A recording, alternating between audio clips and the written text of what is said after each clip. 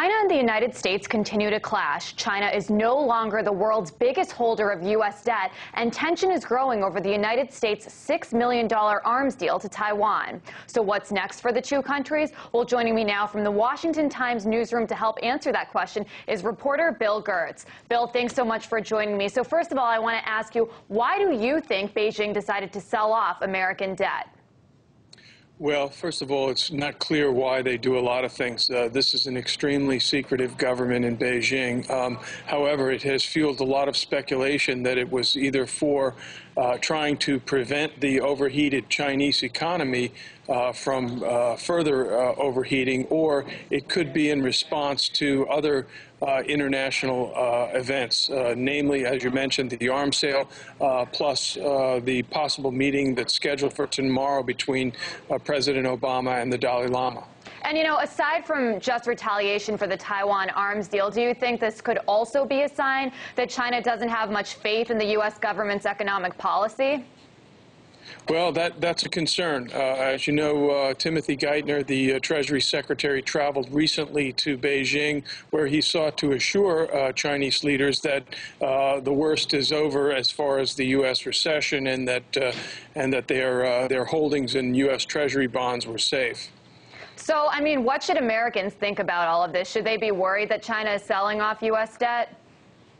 Well, my view is yes. I think that we have to be concerned about that. China is still a nuclear-armed communist dictatorship, and they have goals and objectives that are not always the same as ours. And while the Obama administration has sought to cooperate with China, there are so many differences, as we mentioned, mainly over Taiwan, but also the Dalai Lama visit, as well as Chinese cyber attacks on U.S. corporate computers.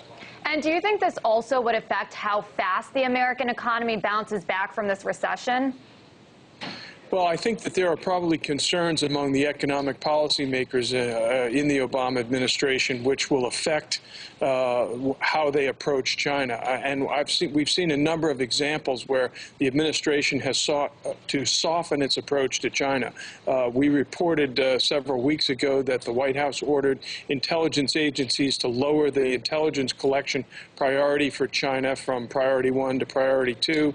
I'm working on a story in my column for tomorrow's paper which discusses how the quadrennial defense review also softened its language on China. These are signs that the administration is trying to soften its approach, probably out of fears that China could pull the economic trigger and do something to harm the U.S. economy down the road. And, you know, one thing that Chinese officials have also called for is for President Obama not to meet with the Dalai Lama. Do you think that's likely to happen? Well, we're going to see. That's coming up very shortly. The White House has announced that they're going to do it. China has expressed its opposition to that.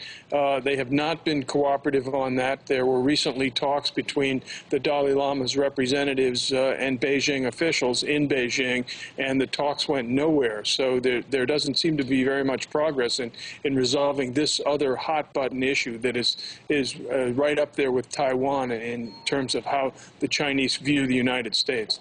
And, you know, Chinese officials have said that retaliation for the arms deal shouldn't be restricted to just military matters, and that there should be a strategic package ranging from politics to diplomacy to economics. So what else should the United States expect from China in the name of retaliation?